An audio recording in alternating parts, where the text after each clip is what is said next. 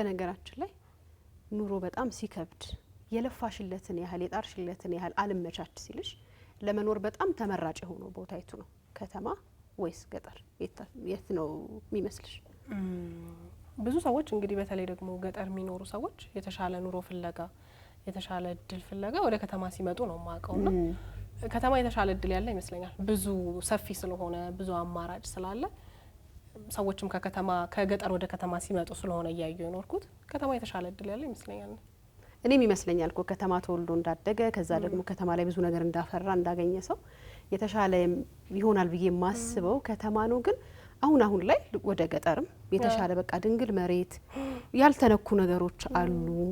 ህብረተሰቡን በጣም ደጋፊ ነው ተባባሪ ነው ከሚለው ነገር ተነስቼ ወደ ገጠር እያደላው መጥቻለሁ። እኔም አንዳንድ ጊዜ እንደዚህ አይነት ሀሳቦች ይመጡልኛል። ግን ደግሞ በተለይ ደግሞ ከተማ ኖሮ ከተማን የለመደ ሰው በከተማ የተመላለሰ ሰው ድንገት ተነስተህ ወደ ገጠር ሂድ የተሻለ እድል አለ ብትዩ ይሄዳል ብዬ አላስብም። ከአካባቢው ጋርም ተላምዶ ለመኖር በጣም የተለዩ ሰዎች ካልሆኑ በስተቀር በጣም ጊዜ ይወስዳል።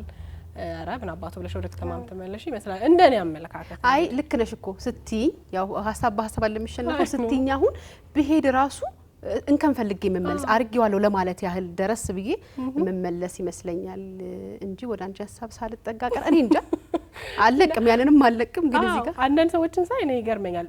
ብዙ ከከተማ ወደ ገጠር የሚሄድ ሰው አናስተውልም። ከገጠር ወደ ከተማ የሚመጣ ነው እንጂ ግን ደግሞ አንዳንዶች ደግሞ አሉ በርትት ብለው ጠንከር ብለው ገጠር የተሻለ እድል አለ የተሻለ ነገር አለ እዚህ አልሆነልኝም እስቲ ገጠር ልሞክረው ብለው ይሄዱ ሰዎችንንም አይተናል።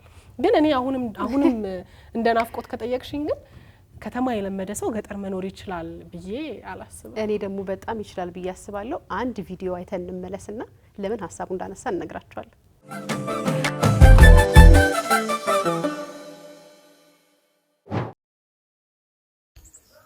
ሰላም እንዴት ናችሁ? እንግዲህ ዛሬ የመጀመሪያ በገጠር ኑሮ ሀብዬ የጀመርኩበት ቀን ነው። ከእግዚአብሔር ጋር እንግዲህ ኑሮዬን እዚህ ለማድረግ ወስኛለሁ። እንዴት ናችሁ? ሁሉ ሰላም? ይኸውላችሁ ማታ ለከብቶች ሳር ጠርጌ እየሰጠሁበት የነበረ መጥረጊያ ነበርና ገና ከመግባቴ በሁለተኛው ቀን ረስቼው መጥረጊያውን ከብቶቹ መጥረጊያውን ነው ሲበሉት ያደሩትና ጠዋት ራሱ ሌላ ምግብ አልበላም ብለዋል። ይኸውላችሁ ዛሬ ደግሞ እነዚህ ዛፎች ሊቆረጡ ነው። አዘር እዛ ጋር መጥረቢያ እየሳለ ነው። እኔም ቆርጬ ስጨርስ ነው ማሳያችሁ። አይዘዌ ይሄ የዕለት ስራዬ ነው።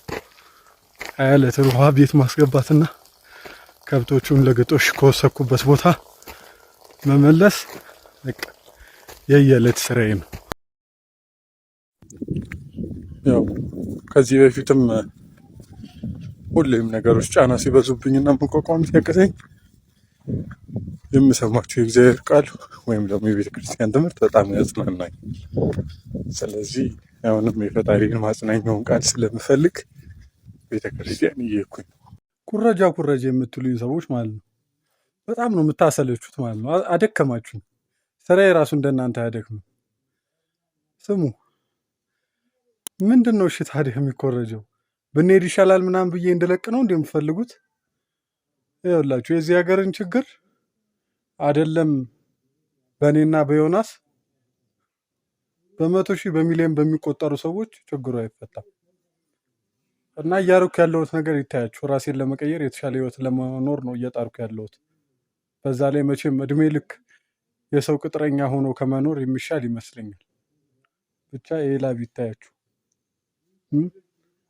ቢታያችሁ ድካም ነው። መስቀልን በጉራጌ ሀገር እንግዲህ አንዳንድ ሰዎች መተን አንተንም ማየት እንፈልጋለን እንዲሁም ደግሞ መስቀልን በጉራጌ ሀገር ማክበር እንፈልጋለን ብለዋል። ስለዚህ በዛም ሐሳባቸው መሰረት እኔ ተስማምቻለሁ። ኬሪሁም ብያለሁ። በምሽት የምስራች ይታያቸዋል። እግዚአብሔር ደስታን እጥፍ ድርብ ይሁን ብሎ ለሶስተኛ ጊዜ በጋችን ቤታችን ላይ በግ ተወለደ እና የምታዩት በግ ሌላኛዋ በግ ግልገል ወልዳልናለች እና እንኳን ደስ አላችሁ፣ እንኳን ደስ ያለን። እንግዲህ ለሶስተኛ ጊዜ ማለት እንግዲህ ከቤታችን ይቺ በግ ብቻ ስትቀር ሌሎቹ ሶስቱም በጎች ወልደዋል።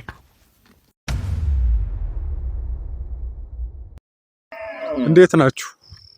ዛሬ በረኝነት ላይ እንዳለው እንደምታዩት ቀኝ አይኔን እንጨት ተፈናጥሮ መጥቶኝ ኦልሞስት ምንም አይታየኝም፣ እንዳለ ደም ይዟል እና ወደ ሐኪም ቤት እየሄድኩኝ ነው። ህመሙን አልቻልኩትም ነው የምላችሁ። እንዴት ናችሁ? እንግዲህ አሁን ያለሁት አዲስ አበባ ነው ማለት ነው። እዛ የገባሁበት ሆስፒታል ትንሽ ለኛ ይከብዳል ስላልኝ ወደ አዲስ አበባ ወደ አለርት ሪፈር ተደርጎልኝ አለርት ገብቼ ታየሁት እና ምንድን ነው መሰላችሁ ያሉት የአይናችን ብሌን ተሰንጥቋል። እናም ደግሞ ወደ ውስጥ ትንሽ ደም ፈሷል እና ለነገ ኦፕራሲዮን ይደረጋል ብለው ለነገ ቀጠሩን። እንዴት ናችሁ? እንግዲህ እንዳሳሰባችሁ አውቃለሁ። ጤንነቴ ጥሩ ላይ ነው የሚገኘው አሁን እግዚአብሔር ይመስገን። እንግዲህ ሕክምና ምናምን አግኝቻለሁ እና ላይ ነው አሁን አሪፍ ነው። እውነቱን ለመናገር እንደውም በዙሪያ ያሉ ሰዎች እንደው አስጨነቁኝ እንጂ እኔ ያን ያክል የተጨነኩበት ጉዳይ አልነበረም። እንዴት ናችሁ? እንግዲህ እግዚአብሔር ይመስገን ሕክምናችን ጨርሰን ምናምን ወደ ስራችን ተመልሰናል እና ባጃጃችን እዛች ጋር ጭቃ ይዞት ነው። በባጃጅ ወደ ውስጥ እየገባው ነበር ጭቃው እስኪያወጡ ድረስ እኔ ከአንድ ወዳጄ ውሻ ተሰጥቶኝ እንደምታዩት ውሻዬን ይዤ ተሻግሬ እየጠበቅኳቸው ነው። እንዴት ናችሁ? እኔ አለው እግዚአብሔር ይመስገን። እንግዲህ እንደምታዩት ቤቴ ደርሻለሁ ማለት ነው። ያስቀመጥናቸው ሁሉ ነገሮች በተቀመጡበት እና በቦታው በጥሩ ሁኔታ ይገኛሉ። ያው ያላገኘነው ነገር ቢኖር አንድ ትልቋ እናት በግና 4 ግልገሎች በህይወት የሉ ሞተዋል ማለት ነው። ስለዚህ እኛ የባሰም ማተን ስላየነው ለእንደዚህ አይነት ነገር አንደነቅም። እንዴት ናችሁ? እኔ ያለው እግዚአብሔር ይመስገን። እንግዲህ በጠዋቱ በጎቻችንና ከብቶቻችንን እያበላን ያለ ነው። ያው የአይንን ውጤት ንገረኝ ስላላችሁ ልንገራችሁ። አይኔን ሕክምናዬን ጨርሼ ነው የመጣሁት። አሁን ፍጹም ጤንነት ላይ ነው የምገኘው። ያው ነገር ግን ለአንዱ አይናችን ጤንነት ሲባል አንደኛው ሙሉ ለሙሉ ወጥቷል ማለት ነው። እንደዚህ እንዴት ናችሁ? ያውላችሁ ያው እንደምታዩት በቶችን ሁሌ በእንደዚህ አይነት መልኩ በጋሪ እናወጣለን። ያው ዛሬ ጋሪያችን አርጅቶ ቢያስቸግረንም አውጥተን ለእንሰቶች በቶችን እናደርጋለን።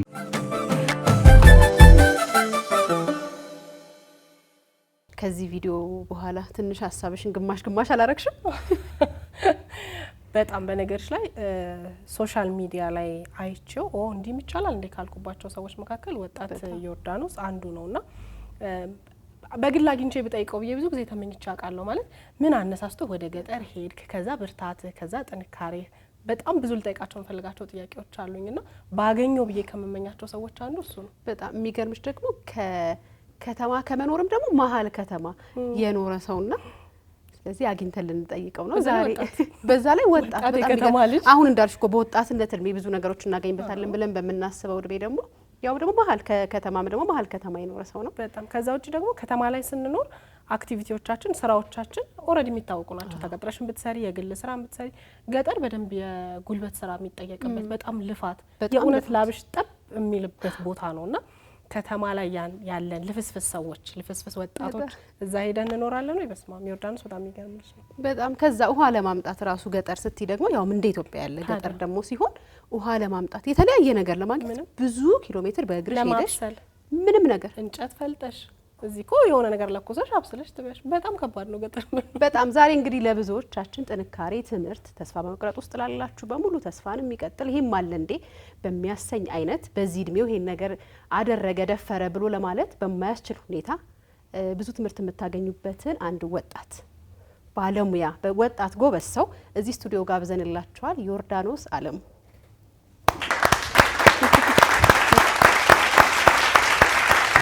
ሆነን ነው የምንቀበልህ። እንኳን ደህና መጣ። ሰላም ደህና ነህ? እንኳን በሰላም መጣ። ደህና ነህ? እንዴት አለ? ወይ መነጽር የናፍቆት ዞማ ጸጉር ቁጭ በል። እንዴት ነው ይወርድ? እግዚአብሔር ይመስገን። ደህና ነህ? እንኳን ደህና መጣ። እንኳን ደህና መጣ ነው የሚባለው፣ ምክንያቱም ከገጠር ድረስ ነው የመጣው። ከተማ አልከበደህም እንዴ? ከገጠር ስትመጣ አሁን ጨነቅን አይደል? እኛ አይ ያው መጀመሪያም ለምጁ ይኩት አይደል? እኔ አዲስ አይደለም። በጣም ነው የሚገርመው። አንተ የደፈርከውን ለመድፈር እኔና ናፍቆት እዚህ ስንት ግብ ነበረብን። ያው እንግዲህ ሁኔታዎች ናቸው ደፋር እንድትሆኑ የሚያደርጋቸው። በጣም ምን ግን ዮርዳኖስ መጀመሪያ በቃ እኔ ጓዜን ጠቅልዬ ወደ ገጠር መግባት አለብኝ የሚለውን ውሳኔ እንድትወስን ያደረገ ነገር ምንድን ነው? ያው እንግዲህ ከተጽዕኖ ነጻ የሆነ ስራ መስራት እችላለሁ ብዬ ስላሰብኩኝ ነው። ተጽዕኖ ማለት አሁን ብዙ የምንሰራቸው ስራዎች ከሆኑ በላይ አካሎች ፍቃድ ጋር የተያያዘ ነው። ስለዚህ ይሄ ስራዬ ደግሞ የኔን ጥረት የሚፈልግ ነው። በዛ ምክንያት አሰብ ሳደርግ ኦኬ ብዙ ሰዎች ደግሞ ከዛ እዚህ የተሻለ ነገር አለ ብለው በማሰብ ይመጣሉ አይደል? እዛ ደግሞ ብዙ ነገሮች ገና አልተሰራባቸው። እዚህ ያሉት አብዛኞቹ ነገሮች ኦልሞስት ተሰርቶ ያለቁ ነው። በሞላል ነገር ላይ መፍሰስ ነው እዚህ ያለው። እዛ ደግሞ ስቴጂ አዲስ ነገር መስራት፣ አዲስ ነገር መፍጠር። ያነሳው ነጥብ እውነት አለው። በእርግጥ ግን የት ነው ተወልደህ ያደግከው? መሀል ከተማ ነበረ የኖረው እያልን እየተናገርን ነውና የት አካባቢ ነበርክ? ያው ኮልፌ 18 ነው ተወልጄ ያደግኩት። መሀል አይደል? ያራዶቹ ያራዶቹ ከመሀል ብዙ አራዶቹ የወጡበት ሰፈር ጥለህ ለመሄድ በጣም የሚጎተት አካባቢ። ምክንያቱም የስራው እንቅስቃሴ በጣም ፈጣን ነው። ብዙ ሰዎች አሉ፣ ንግድ አለበት። የትኛውን አማራጭ ውሰድ ብትል የሆነውን አንስተ ለመስራት እንዳልከው በዛው በለመደበት መፍሰስ ሊሆን ይችላል። ግን በጣም ብዙ አማራጮች ካሉበት ቦታ ነው ተነስተ ሄድከውና እንደው ቤተሰብስ? ያው እንግዲህ የኔን ህይወት መስሎ ነው አይደለም። ቤተሰብ ነገ እኔ የሚገጥመኝን ነገር አያውቁም። እንኳን ቤተሰብ እኔም አላውቅም ነገ የሚገጥመኝ እግዚአብሔር ነው የሚያውቀው። ስለዚህ አዲስ ነገር በመሞከር ውስጥ አዲስ ነገር ይገኛል። ለዛ ነው። ዮርዳኖስ ግን ወደ ገጠር ከመግባቱ በፊት እዚህ አዲስ አበባ ውስጥ የነበረው ህይወት ምን ይመስል ነበር? ምን አይነት ወጣት ነበረ? ምን ላይ ተሰማርቶ የነበረ ወጣት ነበር? ያው እኔ የተለያዩ ሙያዎች ነበሩኝ እዚህ ስኖር። አንደኛው ኤሌክትሮኒክስ ሜንቴናንስ ነው። ሁለተኛው ያው ካሜራ ምናምን ላይም ተምሬያለሁ። በተጨማሪም ደግሞ ያው መስመር ዝርጋታ ኢንስታሌሽን ሰራለሁ፣ ሞተር ሰራለሁ፣ ምናምን ብዙ ስራዎችን ሰራለሁ። ያው ከተማ ስትኖር ዘርፈ ብዙ ነው የምትሆነው። አዎ በጣም ገንዘብ ሜክ ለማድረግ ማለት ነው። ስለዚህ ብዙ ስራዎችን ሰርቻለሁ። በእንደዚህ አይነት ሁኔታ ነው አብዛኛው ነገር ያለፈው። ከዛ በቃኝ ይሄ ሁሉ የዚህ ሁሉ ሙያ ባለቤት የሆነ ሰው ድንገት ተነስቶ አይ እኔ በቃ ከተማ አልኖርም ወደ ገጠር ነው ምገባው ብለህ የወሰንክበት ያቺ ቀን ምንድን ነበረች? ከዛ በፊት ግን እድሜ ስንት ነው? እድሜ 25 ይያለው። ወንድ ይነገራል፣ ችግር የለም። በጣም ልጅ ነህ። አዎ እንደሱ ቪዲዮ ላይ ከምናየክ ደግሞ በአካል ስናየክ ዛሬ በጣም ወጣት በጣም ልጅ ሆንክብኝና ከዛ አንፃር አዎ እንግዲህ ምንድነው እዚህ ያሉት አብዛኞቹ ነገር እንደነገርኳችሁ በሌሎች ሰዎች ኃላፊነት ውስጥ ነው ያሉት። ያው እኔ ብዙ ነገሮችን ለመስራት ስሞክር አብዛኛዎቹ ነገሮች እንድትሰሩ ያደርጓችሁ ወይም ደግሞ እኔ በምጠራው ልክ አይደለም ነገሮችን ማገኛቸው። ስለዚህ በእንደዚህ አይነት ሁኔታዎች ለሰዎች የዚህን ያክል ዋጋ መክፈል ከቻልኩኝ በራሴ ስራዬ ላይ ጊዜን መስዋዕት ባረግ፣ ጉልበቴን፣ ገንዘቤን መስዋዕት ባረግ መቀየር እችላለሁ ያሰብኩኝ። ከዛ ወሰኛ ወደ ገጠር ገባው ማለት ነው። በነገራችን ላይ ገጠርን ይሄ በጣም እንደ መጥፎ ቦታ እየሳል ነው ሳይሆን ከተማ ውስጥ ተወልዶ ላደገ ሰው ገጠርን እንደ አማራጭ መውሰዱ ራሱ የማይታሰብ ስለሆነ ነው እንጂ ገጠር በጣም መልክዓ ምድሩ የሚያምር ሁሉ ነገር ተፈጥሮ የሆነበት ቦታ ነው። ገጠርን ከዛ ፊት ታውቀው ነበር? አንተ ሄደ ተመላልሰ አይተህ ነበረ? ለመወሰን የረዳ እሱ ከሆነ አንድ ጊዜ ነው መስቀል የገባሁት። ከቤተ ክርስቲያን ጉዞ ውጪ ወደ ክፍለ ሀገር ወጥቼ አላውቅም። በዛ አጋጣሚ ሄጄ ያየሁት ያው አንድ እንደ ተጨማሪ ምክንያት የነበረው ገጠር ለመኖር ያው ፋዘር ደካማ ነው። ስለዚህ ከዚህ በፊት የወሰንኩት የነበረው ወደ ሌላ ክፍለ ሀገራት ለመሄድ ነበር። ከዛ ምቹ ሆኖ ያገኘሁት በዛውም ለማገዝ ፋዘር ጋር ነው። ስለዚህ ራሴ ሀገር ገባሁ። እንደዛ ነው የወሰንኩት። በጣም ጥሩ። ወደ 9 ወር ያህል ይሆናል ካልተሳሳትኩ ከገባህ ነው? ከዛ በላይ አሁን በቃ 10 ወር ነው። 10 ሆነ። እንኳን ገባው በቃ ይሄ ቦታ ነበር የኔ ትክክለኛ ውሳኔ ነው ብለህ ታምናለህ? በደንብ ያው እኔ ብዙ ጊዜ እግዚአብሔር በህይወታችሁ ላይ ሊያስተምራችሁ ሲፈልግ ብዙ ነገር ይፈጠራል።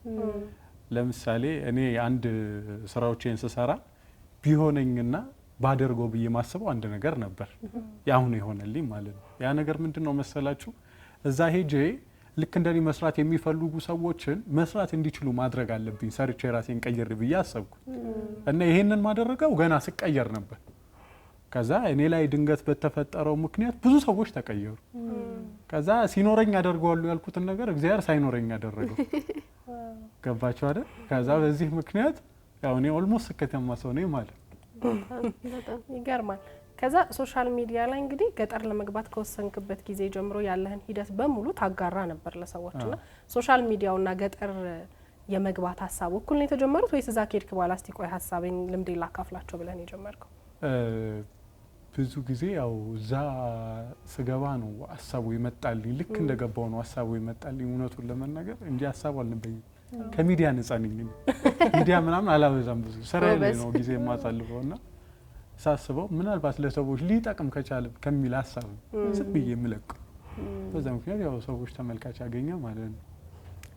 አዎ በጣም ብዙ ተመልካች ያገኘ። እንግዲህ እኛም ከዛ ላይ በማየት ነው የጋበዝንህና የምትናገራቸው ነገሮች አንዳንዴ ሰው ጋር ቢደርሱ አይ እኔ አልቀበለውም ብለው እኔ በግሌ በጣም ይከብደኛል ብዬ በጣም አንገራግሬ እውነታውን የምቀበልባቸው ናቸውና ከዛ አንዳንዴም ከቪዲዮዎች ስር እየገቡ የሚሰጡ ኮሜንቶች አሉ።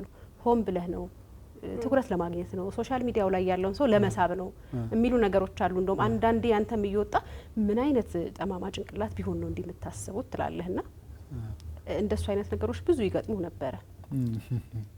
አይወላችሁ የመጀመሪያ ጊዜ እኔ ስገባ ቪዲዮ የመጀመሪያ ጊዜ ስለቅ ብዙ ሰዎችን እላቸዋለሁ እየሳኩኝ ነው ቪዲዮዎች የማጋራው እና ሳቀህ በጣም ያስጠላል እና አትሳቅ ፖስተር ብለህ ስራ አባላል የሳቄ ምንጭ እኔ የማውቀውልና እየሳኩኝ ስራዬን እሰራ ነበርና ከጊዜ በኋላ ያው ማህበረሰቡ ብዙ ጊዜ ሁለት ልብ ነው አንድ ቦታ ይጸናምና ያው ለመውቀስ ሳይሆን እውነታው ያ ነው።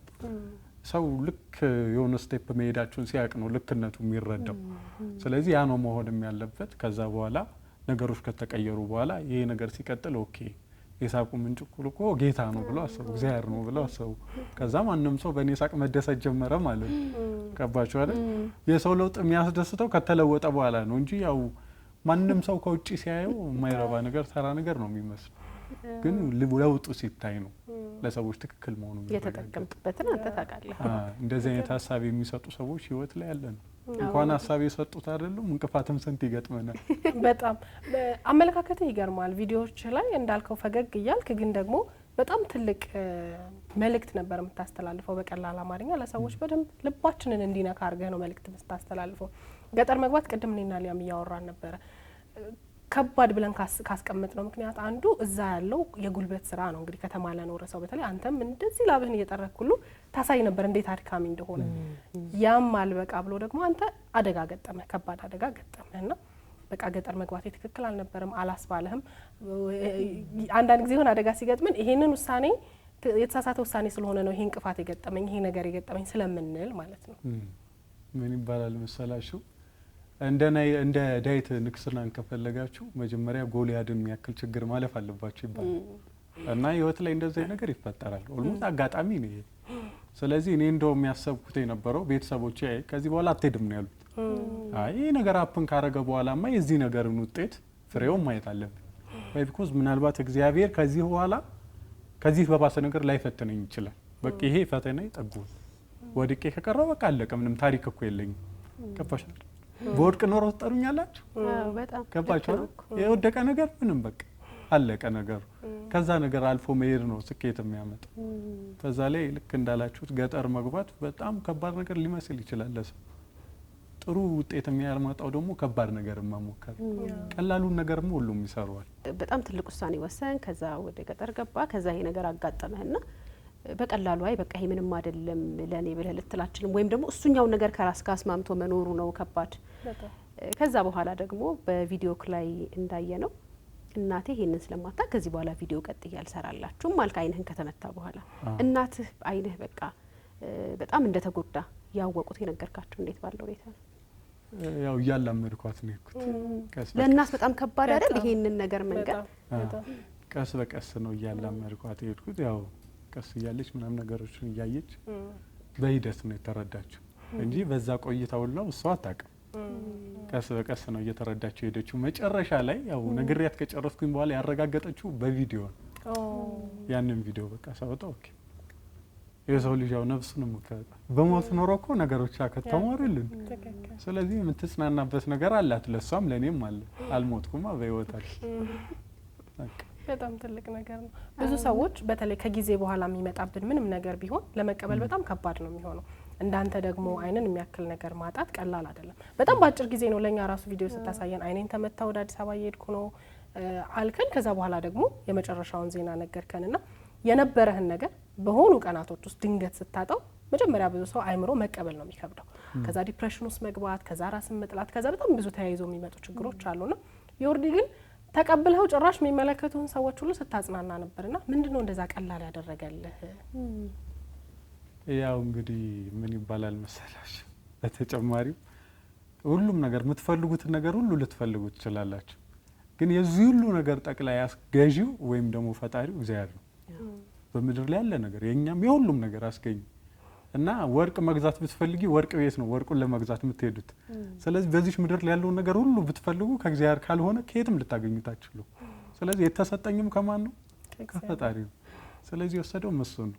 ኢቭን አንድ ቀርቷል እኮ አይደል? እኔ አሁን ሕክምና ሳደርግ ሁለቱም ሊጠፋ ይችል ነበር የተባልኩት ማለት ነው። በዛ ምክንያት ነው አንዱ የወጣው። ስለዚህ አንዱ ተረፈ። ሁለቱም ቢወጣም ደግሞ ምን ያዘጋጃል? እግዚአብሔር መሪ ያዘጋጃልና እንደዛ ነው የሆነው። ያው የሰጠውን ነው የወሰደው። በጣም ጠንካራ ነው። በተለይ በዚህ ዘመን ላለን ወጣቶች በዚህ ዘመን ላለ በጣም ሰበበኛ ሰዎች እኔ አንዳንድ ጊዜ ዝናብ አካፋ በጣም ከባድ ዝናብ ዘነበ ብለን ከቤታችን ላንወጣ እንችላለን። ለማማረር ህይወትን በቃ የተመሰቃቀለች አርጎ ብቻ የሆነ ነገር ውስጥ ፈርጆ ላለመንቀሳቀስ ትንሽ ምክንያት ነው የምንፈልገውና ለብዙ ሰዎች ጥንካሬ ለብዙ ሰዎች ተስፋ ነው የምትሆነው። ወደ ኋላ ብዙ አንጎትትህም ግን ናፍቆት እንዳለችው የአይንህን በእንጨት መመታት አሳየህን። አይንህ በጣም እያለቀሰ ሆስፒታል ገባ እዛው የነበርክበት አካባቢ። ከዛ ደግሞ አልሆን ብሎ ወደ አለርት ተልከ መጣ። አለርት ሆስፒታል ሄደ አይንህ በቃ ከዚህ በኋላ ምንም ተስፋ የለውም ይወጣል ሲሉ የተሰማህ ነገር ምንድነው? እኔ ምንም አልተሰማኝም እውነቱን ለመናገር። እንደውም ያልኩት የነበረው ለዶክተሩ የይርዳው ሙዚቃ አብዝቻለሁ መሰለኝ እና ምን ይሻላል ለነገ ምናምን ሲለኝ አረ ነው ዛሬ እንዴ ለምን ጊዜ ታባክንብኛል አልኩት። እና አይ ሌላ ቦታ ሄደ እድል ሞክር አለኝ። አረ ምን እድል ነው በቃ ይሄ ያለቀ ጉዳይ ነው ሎተሪ እኮ አይደለም ይሄ አልኩት። ከዛ ግድ የለህም አለኝ። ከዛ ቤተሰብ በጣም ሲያስጨንቁኝ ሌላ ቦታ ሄዶ ቼክአፕ ተደረገ፣ ግን ውጤቱ ተመሳሳይ ነው። ከዛ በኋላ በቃ ዮርዳኖስ ከዚህ በኋላ አንድ አይነት ላይ ምንም ተስፋ የሰጠ ነገር የለም? ህክምናው ምንም ህክምናው ላይ የለም። በቃ ኦልሞስት ወጥቷል እኮ እኛ ሀገርም ባይሆን በውጭ ምናልባት እንደሱ ነው አይደል? ምናልባት የውጭም ቪዲዮዎችን ካስተዋላችሁ እንደዚህ የለም። አይን ሙሉ ለሙሉ አይቀየርም፣ ብሌን ነው የሚቀየረው። ወይም ደግሞ ብዙ ጊዜ የአይን እይታ መቀነስ መደብዘዝ ምናምን አይነት ኬዝ ያለባቸው ሰዎች ነው የሚቀየረው እንጂ አሁን ጀስት እኔ አንዱ አለ። ሁለቱም ጉዳት ሲሆን ነው ብዙ ጊዜ እንደዚህ አይነት ነገር ዘልቃቸው የምትሄዱ። አሁን እኔ እንደው ነውር ነው የሚሆነው ሄዶ እዛ ራሱ ላይ ነው መሰለው እንደሌለው ሰው ማለት ነው። ምናልባት እንዳልከው እይታው ላይ መልስ ይችላል፣ ግን ለሉኩ ፕላስቲክ ሰርጀሪ ምናምን ሲያደርጉ ያዩ ይመስለኛል። እይታ አይን ያለ እንዲመስል አይነት ነገር አርቲፊሻል ነው የሚቀር አይታል። አንተማ እንደዚህ አይነት ቪዲዮዎች ነገር አይቻልም። ጠይቄ ነበር እኔ በሰዓቱ ያው እንቆያ እንደዚህ ሲያዙብኝ አይ በቃ እንግዲህ ስራዬን ልስራ ብዬ ወደ ስራዬ ገባው እንጂ አለ በርግጥ ወደፊት አዎ በቃ አንተ እንደው አንዴ አምነ ተቀብላል። አንተ ጋር የሚያመጣው ለውጥ የለም፣ ግን ለእይታ እኔ እንደው ውስጥ የሚቀር ነበር ይመስልኝና ማውጣት ማስገባት አለው ሲሉ ያረ እኔ ከስራዬ ጊዜ ተርፎኛ አይኔን ሳውጣት አስገባ ኖራለሁ ወይ አንተ ቢዚ ነህ በጣም የስራ ሰው ይቅርብኝ አልኳቸው። ትልቅ ጥንካሬ ነው የምትሰጠው። ከዛ በኋላ አሁን በዋናነት ገጠር ላይ ምን ስራዎችን ትሰራለህ ማለት ነው? ያው ብዙ ስራዎችን ለመስራት እየሞከርኩኝ ነው። ያው ከብቶችን ለማደለብ፣ ዶሮ እርባታ፣ የተፈጥሮ ማዳበሪያ ለማዘጋጀት፣ የጓሮ አትክልቶችን እንዲሁም ደግሞ ንብ ማነብ፣ ተጨማሪ አንድ ገጠር ላይ ሊሰሩ የሚያስፈልጋቸውን ሁሉንም ነገሮች አሟልቼ ለመስራት ነው። እርስ በርስ ተመጋጋቢ ናት። ስለዚህ ወደፊት እንግዲህ ዮርዳኖስ በጣም የተሳካለት አይደል? በሁሉም ነገር የተሳካለት ገበሬ ነው መሆን የሚፈልገው ብለን እንያዘው። መፈልገው ነው አይታወቅም። የምትፈልገው ገበሬ መሆን። ስለዚህ ህልምህም ሁሉም ነገር ያለው እዛው ገጠር ነው ያለበት። ይሄን መረዳት መቻል፣ ከዛ ይሄንን ደግሞ ወደ ህይወት አምጥቶ መተግበር በራሱ በጣም ትልቅ ጥበብ እና እውቀት ይመስለኛል። እግዚአብሔር የሰጠ ትልቁ ነገር ጥበብ ይመስለኛል። ዮርዳኖስ እንግዲህ አንተ ወደፊት ለሳልከው ዮርዳኖስ ለዛ ለጠንካራው ገበሬ ገጠር ላይ ራሱን ማሳካት ለሚፈልገው ዮርዳኖስ በጣም የሚያስፈልገው ነገር ምንድነው? ይሄ ቢኖረኝ ይሄንን ሰዎች ቢያግዙኝ ወይም ደግሞ ይሄ ነገር ቢኖረኝ በጣም የተሳካለት ገበሬ ሆናለሁ ብለህ የምታስበው ምንድነው?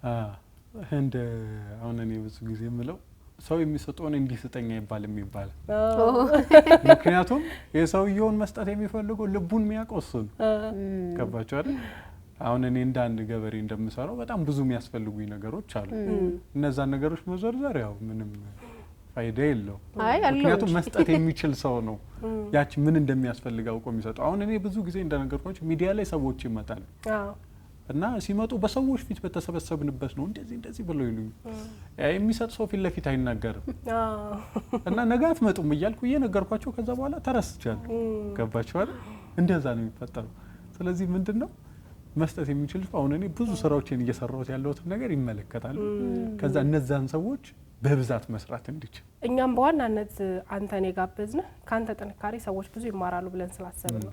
የሆነ የ25 ዓመት የከተማ ልጅ ገጠር ገባ ብቻ ሳይሆን ሀሳቡ አንተ ለሰዎች የምታጋራቸው ነገሮች ከዛ ከደረሰብህ ነገር መበርታትህ፣ መጠንከርህ፣ የምታነሳቸው ሀሳቦች በራሱ በማንኛውም አይነት ሁኔታ ውስጥ ላለ ወጣት በማንኛውም አይነት ሁኔታ ውስጥ ላለ ሰው ተስፋ ከመቁረጥ የሚመልሱ ስለሆኑ ነው። እንደውም የሆነ ጊዜ ምን ስትል ሰማው ኮርጀህ ነው ገጠር የገባው የሚሉ አስተያየቶች ይደርሱሃል መሰለኝና እና ብንሄድ ይሻለናል የሚል ሀሳብ ልኮርጅ እንዴ አልክ።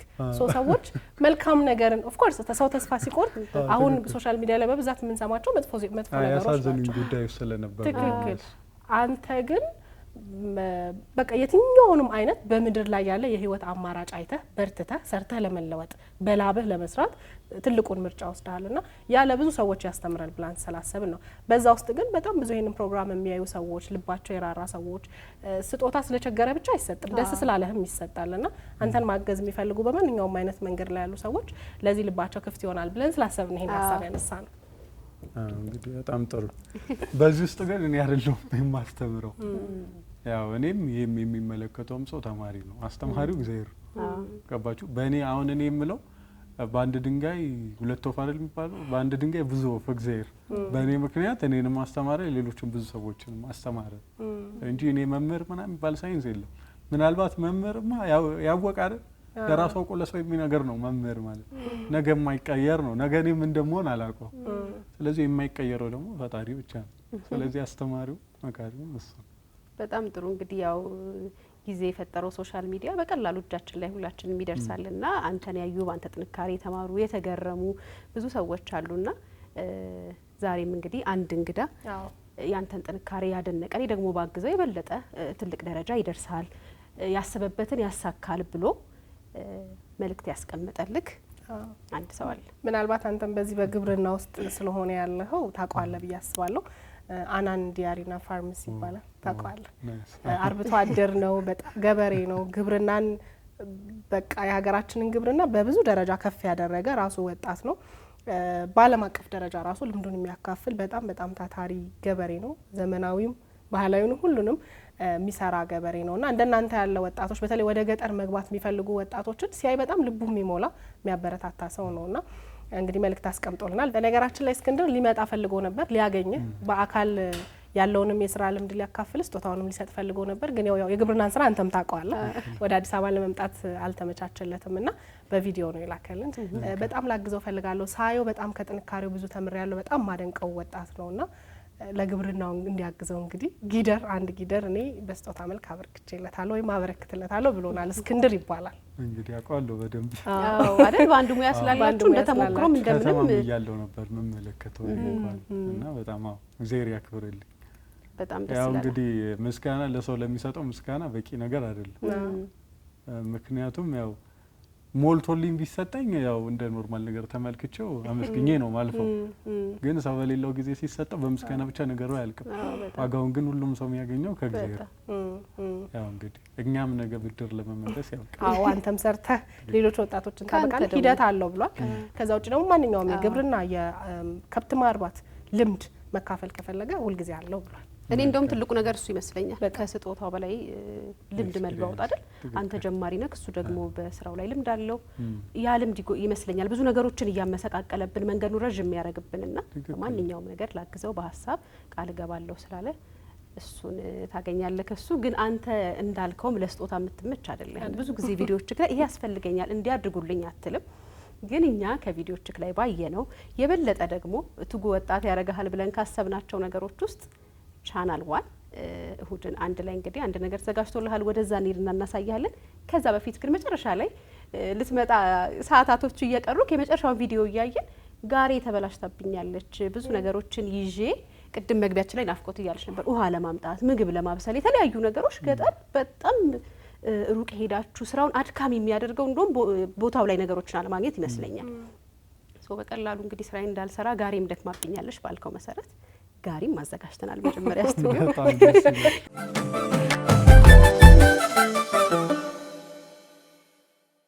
ዮርዳኖስ መንጃ ፈቃድ አውጥታል። እያሽከረከረች ቆየን ከጨረስ ታርጋዋን ምናምን ጨራርሰ መውሰድ እኛ እናግዛለን። ታርጋው መፋጠን በጣም ቴንኪው አመሰግናለሁ። አንዳንድ ስጦታዎች ለሰው አይን ትንሽ ይመስላሉ፣ ግን አንተ ለምትሰራበት ሰው ለምትገለገልበት ትልቅ ነው። ምክንያቱም ስራዬን ያፋጥንልኛል ያስተካክልልኛል ስትል ስለሰማን ልትመጣ በጣም ትንሽ ደቂቃዎች እየቀሩት ነው። በጣም ደስ ይላል። እንግዲህ የሊያ ሀሳብ ነው እንደውም ሊያ ናት ጋር ያስፈልጋል። የዋጋውን ማለት የስጦታውን ውድነት የሚያውቀው የተሰጠው ሰው ምን ያህል ይሄ ነገር ለኔ እንደሚያገለግል የማውቀው ለሰውማ ጥቂት ነገር ነው የሚመስለው፣ ለኔ ግን ምን ያህል ድካም እንደሚቀንስልኝ እና ጋሪ ተበላሽቶ ይዘን በሸክም እያወጣሁት ነበር። እሱን አይቼ ነው የመጨረሻውን ሰመጣ በሸክም ነው አውጥቼ የመጣሁት ኦልሞስት ተሰብረው ማለት ነው። ከዛ ይኸውልህ ያው እግዚአብሔር አንዱን ሲያበላሽ አንዱን ያስተካክላል። መንገድ አለ ሰላፍክ ሸከም ይሄው ሲሎ ተራገስት ይላል። እቺ ልጅ ግን ገጠራ ስለምድልኝ እሺ እየገፋው ሰጣት።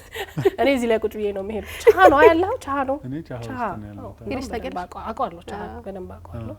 ይሄ መስቀል ሲደርስ ነው ግን መምጣት ፈልጉ ለክትፎ ሂደሯን ላኪና እሷ ወተቷን ምናምን ሲባል መስቀል ሲደርስ ተጠራናለህ ይወርድ በጣም እንመጣለን አንተ ጋር አይና ያለን ይደርሳችሁ ነው ዋን ለመምጣት ያብቃችሁ ነው ወይ በጣም እስቲ አንተ ጋብዘን ለመጋበዝ ያብቃ እንጂ እንመጣለን። ጠሪ አክባር ይባላል። ጠርቼ ከቀራችሁ ችግር ነው። አይ ለመስቀል ከተጠራን አንቀርም። መልካም እናመሰግናለን ይወርድ። ስለዚህ ቻናሏን ወደ አዘጋጀልህ ስጦታ እንሂድ አብረን ተያይዘን። መልካም እየነዳ ነው እንሂድ እየገፋ ነው። እኔን እዚህ ላይ አርጉኝ። ባለቤቱ ነው የምነዳው። ባለቤቱ እንደ ያለ ባለቤቱ አይነድም እሳቱ ነው። ስም ዞሯል። ቻ አንድ ሰው የሞላ አንድ ሰው ስም ዞሯል። ቻ ስም ዞሯል። ስም አዙረሻል አለሱ ይወርድ ይራሱ ስም ዞሯል አለ። አየሽ ያለ አያዝ እንዲህ ልትገፋ ያለ ባለቤቱ ይላል። ስም አናዞርም ካልፈራም።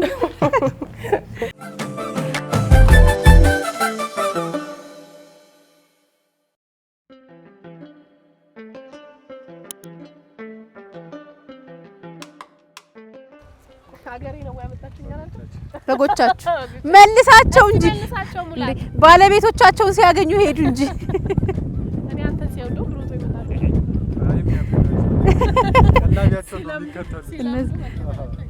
ዮርዳኖስ እንግዲህ ለስራ ያግዙሃል ብለን ካሰብናቸው ነገሮች አንዱ እነዚህ የምታያቸው መሳሪያዎች ማሽኖች ናቸው።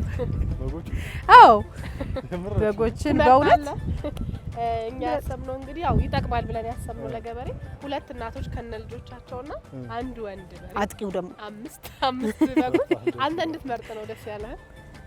5 በጎች በቻናል ዋን ስጦታ ላንተ ሊወርድ እና ስናማክር በእነዚህ እድሜ ክልል ነው የሚባሉት ያሉት ናቸው የሚሆኑት ተባለና ነው እንግዲህ ሙላት ይባላል እረኛቸው። ምረጥና ኑ እንጂ እኔ ያቺ አመለጠችኝ እኮ ትንሿ ተበል ምን ችግር አላለችም። ሄዱብህ እኮ ሙላት መልሳቸው እባክህ። እረኛ ወይ ሚስት ነገር መታለች ከዛው የለም ገና ነው። የት ነሽ ይሄንን የሥራ ሰው 5 አመቴ ካለኩ ልጅ ነው ገና። በል ምረጣቸው አይታርግ ምረጥና ንፋስም ስላለ እዚህ ፕሌን መውጫም ስለሆነ ፀሐይ መውጫ ብቻ አይደለም የሸረፈ ነው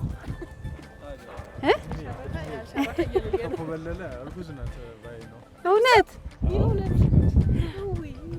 ደስ አለ። ግን እኛ የምንፈልገው ያንተን ደስታ ስለሆነ በእውነት በጎቻችን ያው አብዛኞቹ ሞተዋል። አራት ግልገልና 2 በግ በበግ ብዙ ጊዜ አላስተናግደም። ተው እንጂ በበግ ይወጣ ሲሳይ በበግ ይገባል። በበግ ይተካ። አዎ እሱ ነው። ዮርዳኖስ እንግዲህ ከቻሃ ድረስ መጥተህ ቆይታ ስላደረክ ለብዙዎች ተምሳሌትነት የሚሆን ታሪክ ስላካፈልከን በጣም እናመሰግነው። በእርግጠኝነት ወደፊት ኢትዮጵያ አሉኝ ከምትላቸው ገበሬዎች ከብት አርቢዎች መሀል አንዱ ሆነ እንደምናገኝ እኛም በጣም እኛም እግዜር ያክብርልን። በጣም ደስ ብሎኛል በእውነት መተህ እንደዚህ ነው ያልጠበቅኩት። ታያዩ ነበር። አዎ አላወራ አልከን እኮ ልብ ተሰርቆ ነበር ወደዛ። አንተም እንግዲህ በጥሩ ምግባርህ በጥሩ ምክርህ ወጣቶችን ማብቃትህን አታውቁም። ከአንተ በጣም ብዙ የሚማሩ አሉና ምክርህን የገጠመህን ነገር በየቀኑ የምታሳልፈውን ነገር አሁንም በቪዲዮዎችህ እየቀጠልክ ብዙዎችን ታበረታታለህ። በርታ። እኛም ከሱ ብዙ ነገር ወስደናል። ስለመጣህ በድጋሚ በጣም እናመሰግናለን። መተን እንጎበኝሃለን። እሺ የደረስክበት በጣም አመሰግናለሁ። ምን እንደምላችሁ አላውቅም። ምንም አትልም። አይነ በጎቹ ላይ ነው ያለው። በደንብ እንመለስ።